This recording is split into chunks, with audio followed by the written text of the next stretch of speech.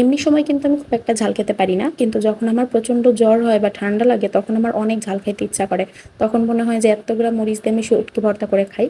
তো আমার বাড়িতে কেউ শুটকি খায় না, আর এদিন বাড়িতে গিয়ে আমার লাগছিল প্রচণ্ড ঠান্ডা, সাথে অনেক জ্বর। এই জন্য আমি এখানে একটু রামেন বানানোর চেষ্টা করছিলাম। তো আমি তেলের মধ্যে একটা ডিম পোচ করে নেব। ডিমের সঙ্গে সঙ্গে আমি ডিমের খোসাটাকেও পোচ করে নিচ্ছিলাম, তো ডিমের খোসাটাকে পরে সরাই দিলাম।